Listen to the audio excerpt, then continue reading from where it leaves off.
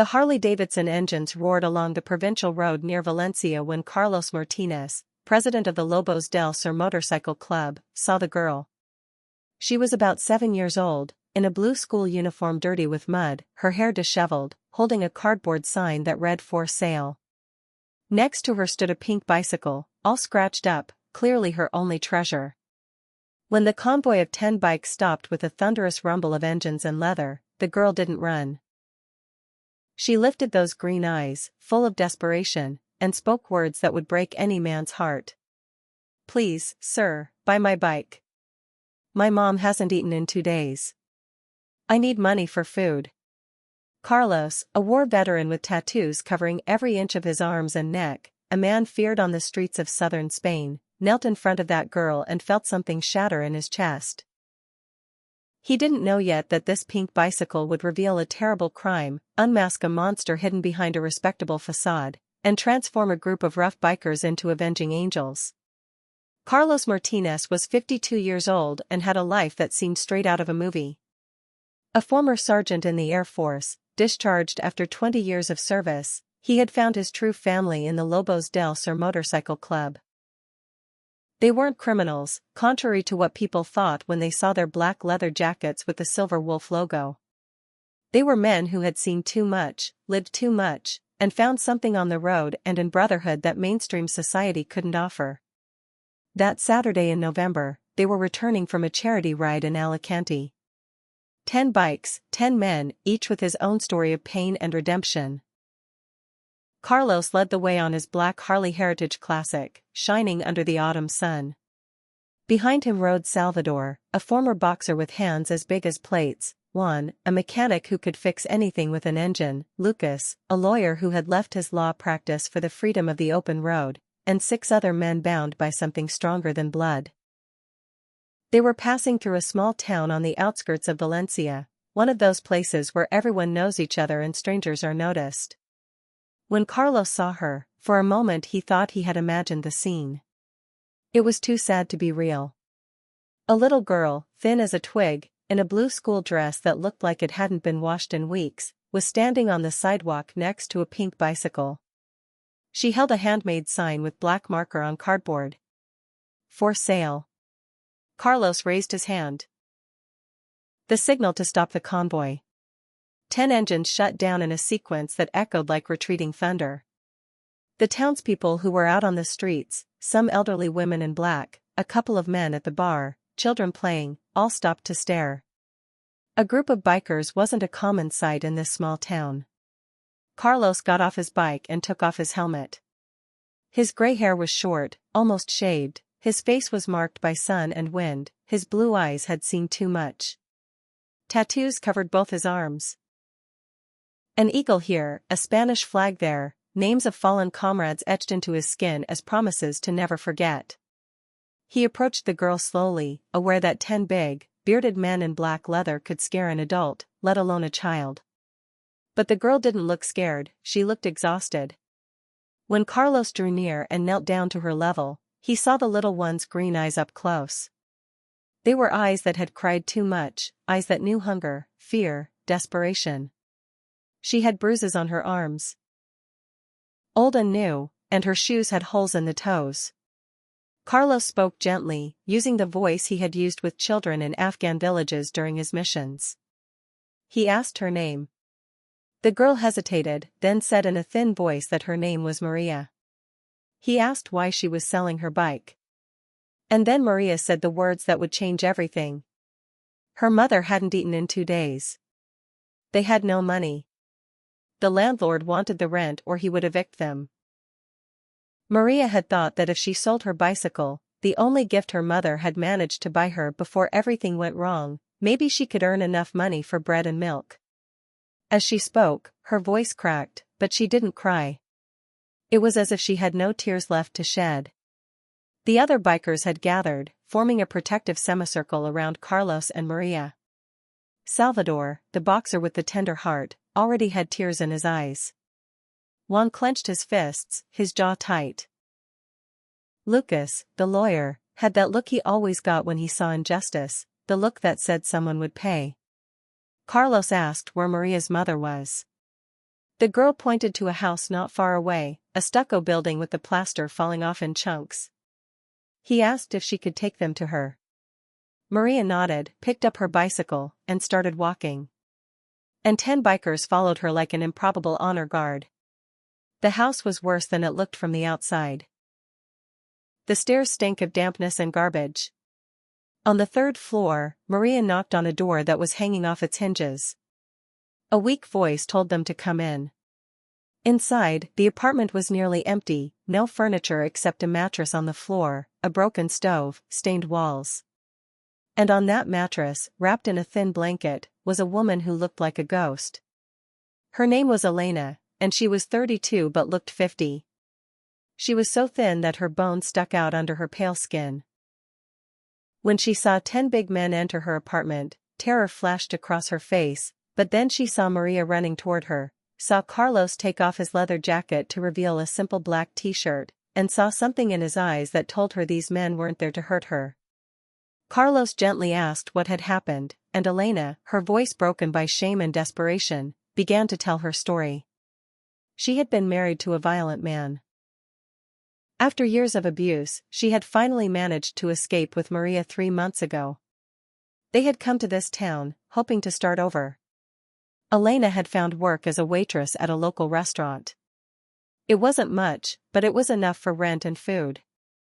Maria was going to school, finally safe. Then something happened. The restaurant owner, a respectable man in town named Don Vicente Morales, had started harassing her. When Elena rejected his advances, he fired her, falsely claiming she had stolen from the cash register. He had even convinced the local civil guard, his brother-in-law was a sergeant, not to investigate too thoroughly. Now Elena had a reputation as a thief in town. No one would hire her. The landlord wanted 3 months of back rent or he would evict them. They had nowhere to go, no one to ask for help. Elena hadn't eaten in 2 days to make sure Maria could at least have something in her stomach. As Elena spoke, rage grew in Carlos like a tidal wave. He knew men like this Don Vicente, predators who used their power to abuse the weak, hiding behind respectability. He had seen it in war, he had seen it on the streets, and every time it made him feel the same fire in his veins. He turned to his brothers. No words were needed. Everyone knew what had to be done. Salvador pulled out his wallet and put everything he had, maybe 200 euros, on the mattress. Juan did the same. One by one, the 10 bikers emptied their wallets. Within minutes, there was more than 1,000 euros on the mattress. Elena cried, saying she couldn't accept, that it was too much, but Carlos was firm. This was just the beginning. They needed food, clean clothes, medicine if necessary, and above all, they needed justice.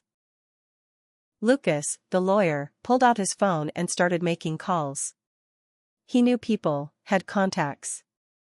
Within an hour, he would have a private investigator looking into Don Vicente Morales. Carlos sent Juan and 2 others to the nearest supermarket to buy food. Salvador stayed with Elena and Maria, his massive presence somehow comforting. And Carlos, with his blue eyes cold as ice, decided it was time to pay a visit to this respectable Don Vicente. The Lobos del Sur weren't vigilantes, weren't criminals, but they were men who believed that when the system fails, when the law doesn't protect the weak, sometimes a different kind of justice is needed. Not violent, not illegal, but firm and inexorable. That afternoon, as the sun set over Valencia, painting the sky blood red, Don Vicente Morales was about to discover that there are consequences to abusing the vulnerable. He was about to discover that sometimes avenging angels arrive not with wings and halos, but with Harley-Davidsons and leather jackets. Restaurante Casa Vicente was one of the best-known establishments in town, an elegant place with white tablecloths and candles, frequented by wealthy families and tourists. Don Vicente Morales, 55, with greased gray hair and always impeccable suits, was considered a pillar of the community. He sponsored the local soccer team, donated to the church, sat at the head table at every important town event. When Carlos and 4 of his men entered the restaurant that afternoon, conversation stopped. The maitre d', a nervous young man in a jacket and tie, hurried toward them with a forced smile, clearly hoping to make them leave quickly. Bikers weren't exactly the clientele Don Vicente wanted in his refined establishment. Carlos asked to speak with the owner. The maitre d' stammered that he was busy, maybe they could come back another day. But Salvador, all 6'5" of muscle and tattoos, planted himself in front of the kitchen door with his arms crossed. The message was clear, they weren't going anywhere. Don Vicente emerged from the kitchen a few minutes later, his face red with rage. He started talking about calling the civil guard, about how he had the right to refuse service to anyone he wanted. Carlos let him talk, then said in a calm, cold voice 2 words, Elena Merino. The change in Don Vicente's face was instantaneous and revealing. The redness turned to pallor. His eyes narrowed. He tried to deny it, said he didn't know that name, but it was too late. Carlos had seen the truth in his face, and so had everyone in the restaurant. Carlos spoke, and his voice, though low, filled the room. He told of a single mother with a little girl just trying to survive. He told of a man who had abused his position of power. He told of false accusations and destroyed lives. And as he spoke, the restaurant patrons began to understand. The wealthy women covered their mouths with their hands. The men looked down, some with shame, others with hidden rage. Don Vicente tried to defend himself, shouting that it was all false, defamation, that he would sue them all. But then Lucas, the lawyer, pulled out his phone. In those few hours, he had managed to find something. Elena wasn't the first. In the 10 years Don Vicente had run the restaurant, 5 women had worked for him. All 5 had been suddenly fired with various accusations. All 5 had been single or widowed, vulnerable, unprotected. Lucas had spoken to 3 of them. The stories were identical: harassment, rejection, retaliation. But Don Vicente had protected himself well. His brother-in-law, the civil guard sergeant, had made complaints disappear. Witnesses had been intimidated or bought off. The system had failed these women, time and again. Carlos stepped close to Don Vicente until he was inches from his face. He didn't touch him, didn't threaten him openly. He simply said that from that moment on, everything Don Vicente did would be watched. The Lobos del Sur had chapters all over southern Spain. They had contacts, friends, people who owed them favors. If Don Vicente so much as looked at a woman wrong, they would know. And what had happened to Elena, the false accusations, the firing, the destruction of her reputation, would be publicly corrected. Don Vicente tried to act brave, said they had no proof. But Salvador stepped closer, and suddenly Don Vicente didn't look so sure of himself. Carlos smiled, a smile that didn't reach his cold eyes. The proof would come. They were already talking to the other women. And this time, with witnesses who weren't afraid, with lawyers who couldn't be bought or intimidated, the truth would come out. The bikers left the restaurant, leaving Don Vicente pale and trembling. The patrons whispered, phones had already come out of pockets. By morning, the whole town would know. Don Vicente's facade of respectability was starting to crumble. In the days that followed, something extraordinary happened. Elena's story began to circulate. First in town, then throughout the region. Social media exploded. The Lobos del Sur Club posted the story on their Facebook page, and it went viral. Thousands of shares. Other motorcycle clubs offered support. Lawyers offered pro bono services. Journalists called wanting interviews. But most importantly, the other women victimized by Don Vicente started coming forward. No longer alone, no longer afraid, now they had a voice. One by one, they told their stories. Harassment, unjust firings, ruined lives. And this time, no one could silence them. The corrupt sergeant was subjected to an internal investigation. Don Vicente was formally charged with sexual harassment and defamation. His restaurant, once full every night, now sat empty. Townspeople crossed the street to avoid walking past it. For Elena and Maria, life was changing. The Lobos del Sur had organized a fundraiser that had exceeded €20,000. A local landlord offered a decent apartment at reduced rent. A supermarket donated food every week.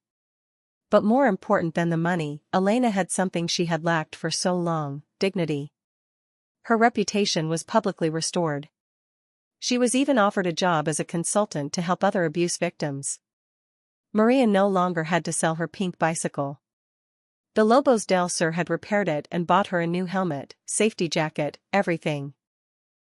The girl who had once had eyes so empty of hope now smiled, laughed. She was a normal child again. A month after that day on the road, the Lobos del Sur organized a special event in the town's main square.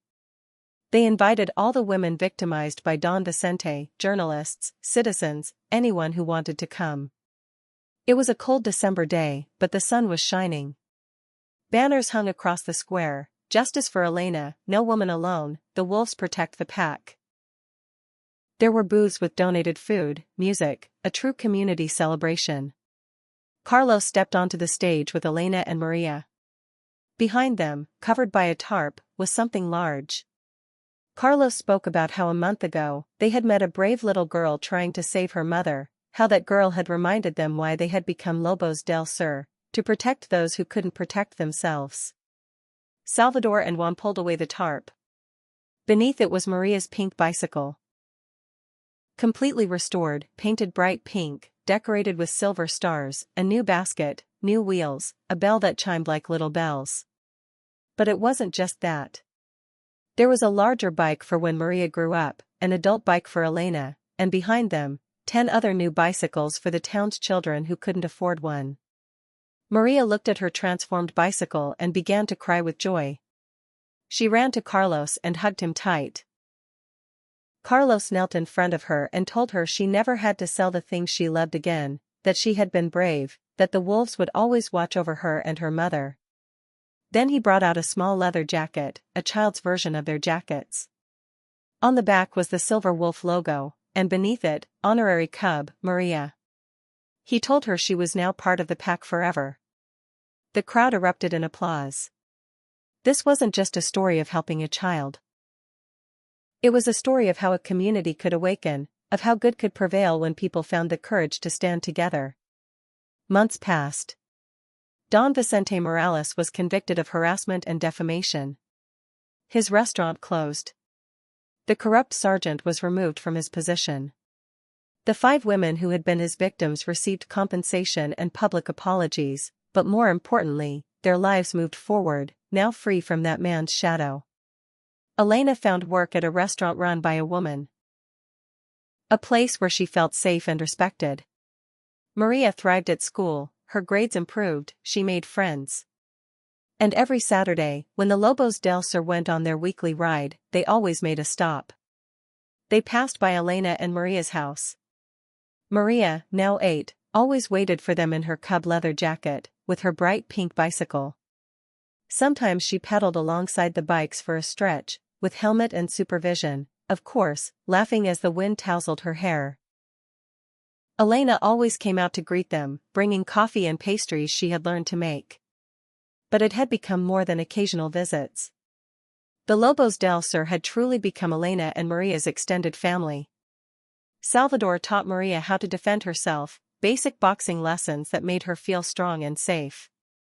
Juan showed her how to repair her bike, teaching her mechanical skills. Lucas helped her with homework, especially math and language arts.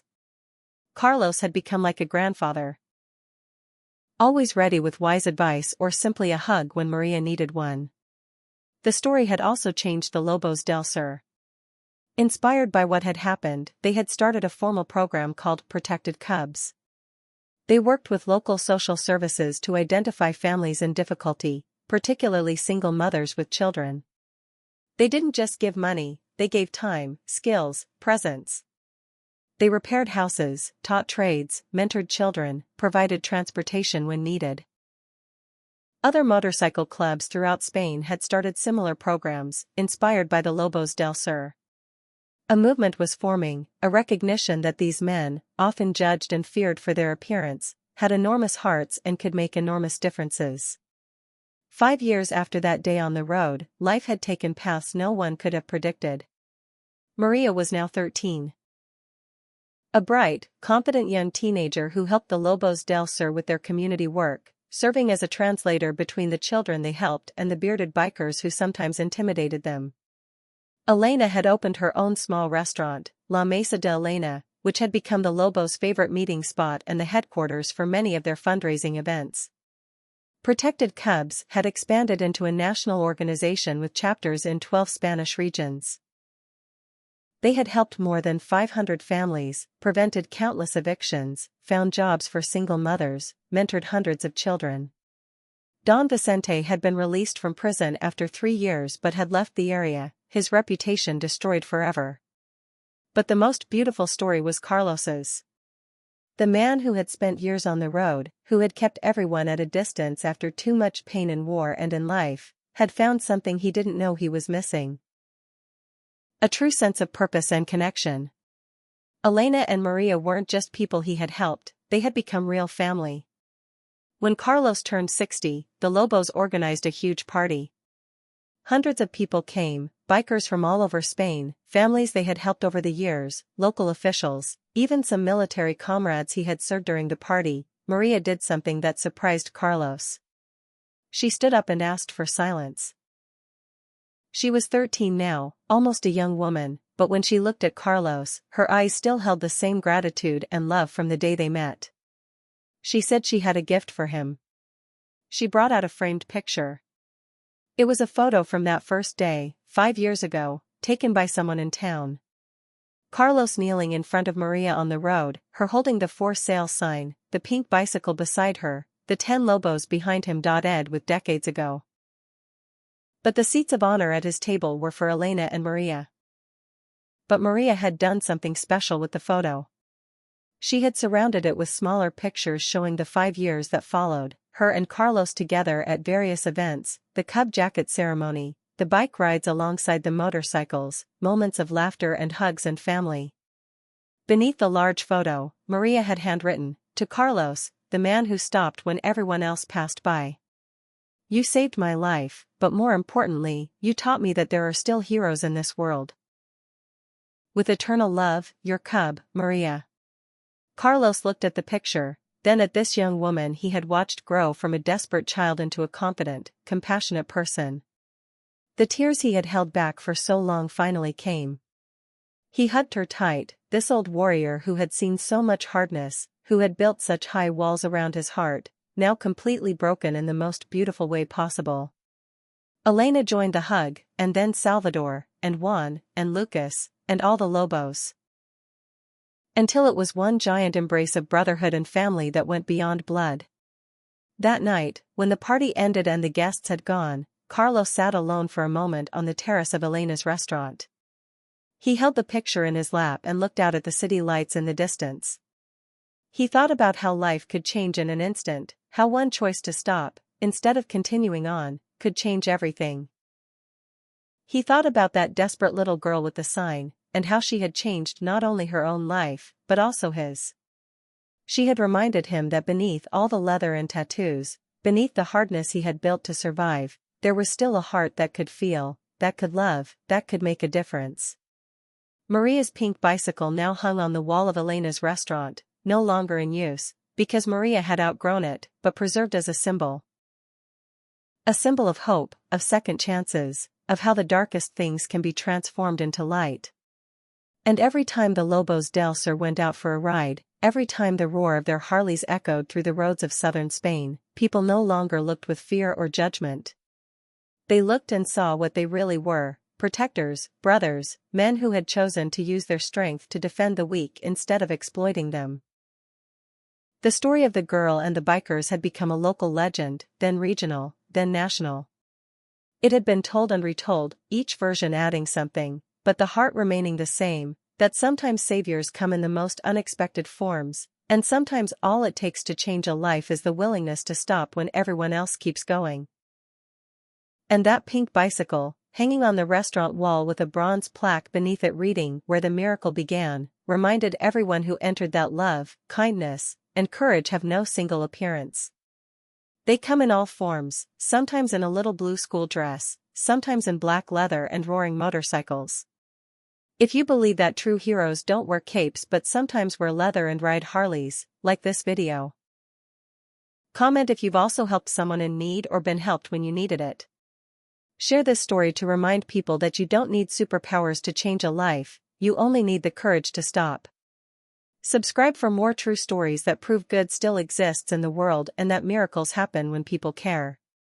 Sometimes angels arrive with wings, sometimes they arrive on motorcycles. But they always arrive when someone has the courage to ask for help and someone else has the heart to respond. Because in the end, it doesn't matter how we look on the outside, tattoos or fancy suits, black leather or designer clothes. What matters is whether we choose to see the humanity in those who suffer, and whether we have the courage to do something about it. The difference between a hero and everyone else isn't strength or power. It's simply the choice to stop when it would be easier to keep going.